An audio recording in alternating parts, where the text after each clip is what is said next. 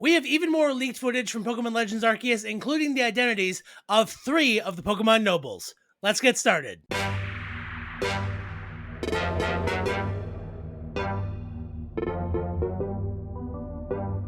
Hey everybody, welcome back to Bridge4 Games. My name is Blaine, and we have even more leaks we have to cover right now. So, obviously I've been covering a ton of leaks over the past 24 hours. We have gotten pretty much every new Pokemon leaked, the entire, Pokedex leaked. We have more leaks than I ever could have imagined at this point, and it doesn't show any signs of slowing down. We have a ton of brand new footage we have to go over right now.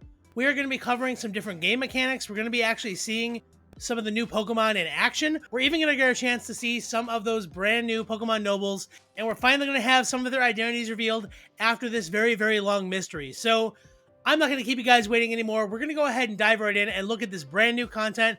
But before I do, I just want to take a second to ask if you like the videos we have here on the channel, please make sure that you actually like them by hitting the thumbs up button, and of course consider subscribing to the channel to become part of our amazing Pokemon community to make sure that you never miss any of the awesome videos like this one. Alright, let's go over and take a look at our leaks here. Alright everybody, the very first leak we have is one that is going to be very important to a lot of people. So, when we saw, Typhlosion, the Hisuian version, debuted today, a lot of people were unhappy because it looked like a kind of Typhlosion when he hit middle life, and he was just kind of depressed about everything. But that's because, much like normal Typhlosion, it didn't have its flames out, so it didn't really have that personality. Well, check it. We have the flames out now, and look at this. I mean, look, it's not perfect, but it is a lot better, and it really does have a lot more personality now. I don't quite get the sort of like half asleep look. That's kind of still a little unclear to me, but again, with the fire out, it looks so much better. I'm so excited about this now because even though I'm probably not taking Typhlosion, sorry to any Typhlosion lovers out there, I'm still happy that it's very clearly, worthy of being on the stage with the other two now, that we're seeing it kind of in a 3D model here. But hey, I'm not going to leave it at just Typhlosion. People were kind of worried about Decadueye too, and we got a picture of that in action as well. So let's go ahead and take a look at that one next. Alright, so as you guys can see, this is Decadueye in a battle here, and I was wrong in my previous video. It actually turns out that the autumn-colored Decadueye is the normal colors, and the shiny is the normal one. So they're kind of doing the way they did the Galarian birds in Sword and Shield and the Crown Tundra. They have their different looks for their normal form, and their shinies are kind of the callback to the original, which is really cool. But we are seeing this Decadueye in a battle against Rhydon, and it's going to be using its signature move. I believe it's called Triple Arrow. And, well, I'm going to let it do the talking for itself. So, as we can see, Triple Arrows is a fighting move, and it does like a kick and then fires 3 arrows like that, which is awesome. Now, I don't know why it didn't go for a grass attack there, because that probably would have finished it, but that looked really cool. And we are about to see it, though, take a lot of damage from this Venoshock. Didn't get KO'd, thankfully, but that was really cool. And we do see it does have access to Roost, so even though some of the status moves are quite different in this game, which we're going to actually probably cover in a future video, we still have those recovery moves and a lot of things like that, which are going to make your teams a lot more rounded and a lot more versatile, which is definitely a good thing. Alright, so next up, guys, I want to take you and show you this video here.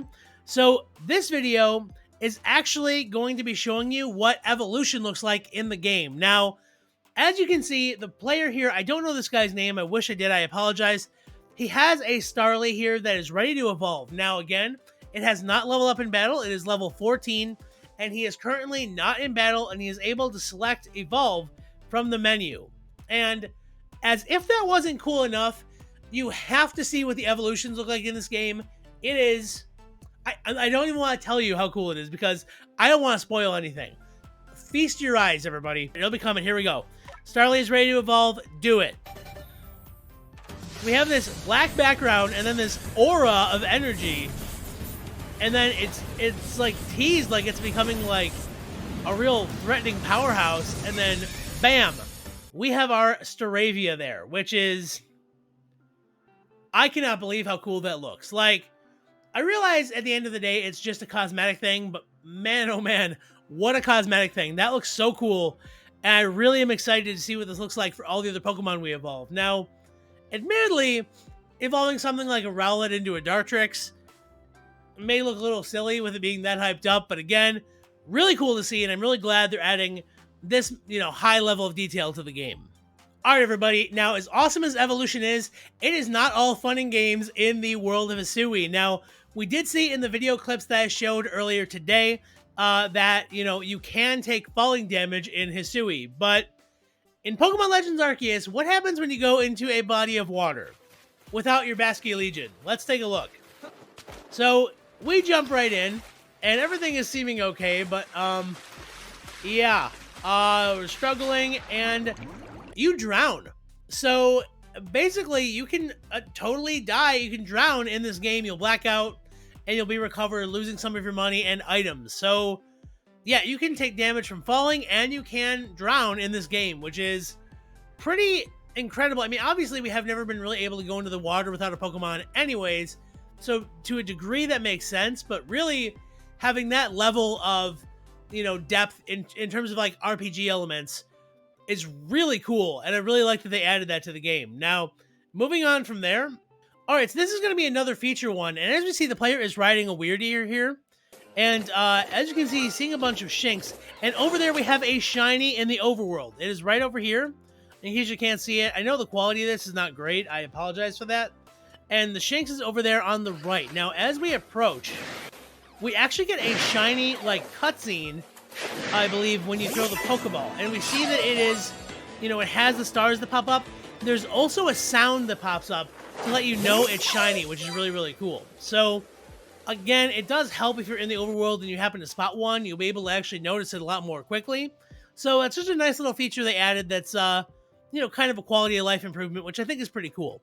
All right, now, next up, we are going to be going fishing with our Basculegion, and we are hunting a Basculin. Now, as you guys can see, we are hunting a Basculin, and this version of Basculin has a white stripe. Now, we didn't talk about this too much in the, new Pokemon reveal, but there's no longer a red and blue stripe Basculin in the game. It's only the white stripe, and the way it works is it's going to be a gender-based evolution. So, if it evolves and is male, it is going to evolve into the red-striped Basculegion. If it is female, it's going to evolve into the blue-striped Basculegion, and then each of those Basculegions have their own shiny form. So, very interesting they did that. I like how they made sort of a ancestor of, Basculin. I think that's really, really cool. So, let's see what this looks like as we are on our Basculegion trying to fight this thing. So, as you can see, we're driving around, and Beautifly is fighting that Basculin. I love that they're showing the different mechanisms of fighting on water. So, if your Pokemon is a flying type, it'll fly above the, surface of the water. If it is a water type like John the Samurott here, it swims in the water, which is really cool looking. Obviously, that makes a lot of sense. But they did make it so you can use your land-based Pokemon on water. And even though that is a little bit of like kind of a gimme, I think it's really cool. I love the dynamics of this, how you can clearly like float around the water, approach the battle from different angles. I think that's really cool. But as you can see, Borger, the rabbit or Ponyta here, when you send out your Pokemon, it hovers on like a little platform, so you are able to use things like your Fire Mons, your other whatever Mons in the water when you may not normally think that you would be able to because your Pokemon can't swim. Now, we did see it use a strong style tackle there on that Basculin, and it did a decent amount of damage. I don't think we're actually going to see him catch it, but again, just really cool. I did want to show this interaction because it's very different from kind of what we've seen before, and it's really cool. So, that being said, we are now finally going to head into our Pokemon Nobles, and we're going to be starting off with the identity of the first Pokemon Noble, I believe, after Cleavor. Now, that being said, it may be a little further down. I haven't seen that aspect of the, leaks yet, but again, we're getting into, super mega spoilers here, so if you don't want to be spoiled, I don't know why you're here, but if you are, consider turning back because we are going to be getting into all of that right now. All right, here we go. So as you can see, there is this giant dust storm thing here, and we have our confirmed Lilligant Hisuian noble Pokemon. Now, we know it's grass fighting, much like Hisuian Decadueye, and this is going to be a noble that we're going to encounter, and that's really, really cool because, it's a Pokemon that's very different, and I'm really excited to see kind of what it has to offer. All right, so now, as you can see, we are in battle against Lilligant here. And I don't know what the eighth note kind of things there were, or the quarter notes. I just see it using that kind of musical attack. I don't know what that is, but as we can see, like the other nobles, we kind of have a restricted area that we're stuck on where we have to battle it on. We can't leave. We really have to stay in this restrained space to actually try and fight this thing. So what's interesting too, I find, is that it has a very large range given how small the space is. So because of that, it really is kind of threatening and kind of interesting that it is that sort of dangerous and that threatening. But again, you know, we saw ourselves get hit there, and it did a ton of damage to us. But as we can see, we are able to use those bombs to kind of get it, you know, under control. And now we're attacking it with our Beautifly here. And Beautifly actually is, what I find interesting is we're level 21 against level 30. It uses Air Cutter. I know it's strong style, but as we can see here, it one-hit KOs that Lilligant, which I think is interesting. But this is where I'm a little unclear on how this actually works, because we one-hit KO'd it, but the, like, overall health bar is not at 0. So does it progressively just get more health bars and we have to KO it over and over again? I'm feeling like that may be the case. But again, that's very interesting. I mean, I guess if your Beautifly is going to KO it every time, it doesn't really matter all that much, but still kind of just different from what we've seen before. Now, when we do beat this Lilligant, as we can see here, it is back to a normal Lilligant, which is cool. It doesn't look like we're going to catch this. It does still stay the noble, but as we can see, it's back to normal, not, you know, violent or angry or anything.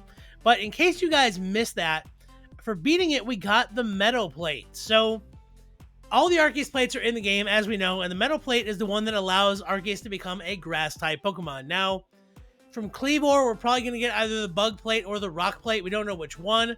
And, you know, obviously, we'll get the respective plates from the other Pokemon Nobles when we beat them.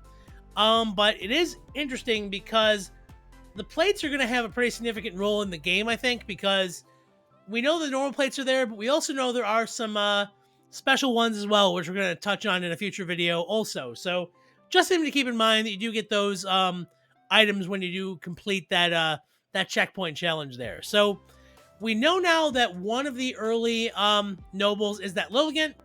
We're going to go ahead and show you another one, and this one is so cool. I cannot believe how awesome it is, honestly. And that is going to be our Fire Noble here, Arcanine. It is the Hisuian Arcanine. It is a giant noble. It looks so cool when it's all like yellow and like that. I know it has nothing to do with molten lava at all, but man, that looks so cool. I can't get over it. That is just, I saw this, my jaw hit the floor because I love that design already. And seeing it like this is just amazing. Now, we don't know much about the actual battle itself, but if we do look at the area he's walking in, right, we can see it says Lord of the Isles. And again, much like kind of the other nobles, you have a restricted space, again, which with you're able to operate in. You can't really move around all that much because you have, you know, literally the floor is lava. So you only have certain areas you can stick to. Now, that's really cool. Very, very interesting, obviously. I love what they did with this, and I really think it's great. So, you know, obviously be prepared to battle this Pokemon as well. The good news is you're going to be able to take it out with water or ground type moves because they're both going to be 4 times super effective.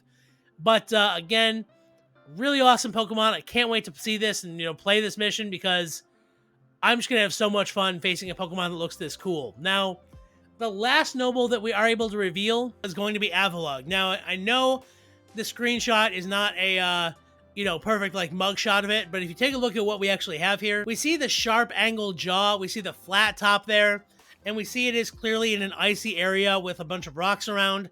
This is Avalog, so Avalog is going to be one of the Pokemon Nobles, which I think is really cool. I think battling something like that in an icy area looks really cool. They did, unfortunately, make Avalog much worse in terms of its typing, but much cooler looking, so I don't know. I'm a little torn on that, but again, I think it looks cool enough, and I'm really excited about using this thing and just battling it because I think it's really cool. So, that being said, everybody, we now know the identities of 4 Pokemon Nobles. It is Kleavor, Lilligant, Arcanine, and Avalog, all of which have their Hisuian typings. Now, most likely, based on that, we know there are more Nobles in the game that still have to be revealed. So, based on that, we can probably assume that Weirdeer, maybe Braviary, potentially the new Sneasel evolution. I can't remember the name of it, unfortunately. I'm sorry. or, even something like the Gudra could all be their own Pokemon Nobles as well. So keep that in mind. And again, as soon as we have any confirmation on that, I'm going to go ahead and post it on the channel here. But until then, we do know the identities of these 4, so make sure that you guys are prepared to take them down when you start your adventure in Pokemon Legends Arceus. So there you have it, everybody. That is all of the brand new leak clips that we have today. Again, there were so many. I'm so happy we had all this information to share with you. And I would imagine that we're going to be seeing each other probably tomorrow at this time, because we are going to have even more leaks coming today, because there's just going to be so many people playing the game, so many people data mining them, digging through them, that we are going to see so much information coming at us very, very quickly. So that being said, everybody, I hope you enjoyed the video, and most importantly, I hope you're able to get very, very hyped about Pokemon Legends Arceus, because the games are going to be here very, very shortly, and it's such a departure and change from what we're used to in Pokemon that I am very excited to see kind of what this does for the Pokemon community, and really to see how fans really react and take to something being so different. So that being said, everybody, I've been Blaine from Bridge 4 Games. If you did like the video, please make sure that you absolutely impact that like button in the face, and of course consider subscribing to the channel to become part of our amazing Pokemon community to make sure you never miss any of the awesome videos like this one. Remember that the best Pokemon games are the ones that you love to play, and the proper ways to play them are however you have the most fun. I hope each and every one of you have a happy, epic, awesome, and amazing day, and I will see you in the next video. See you around. Bye-bye.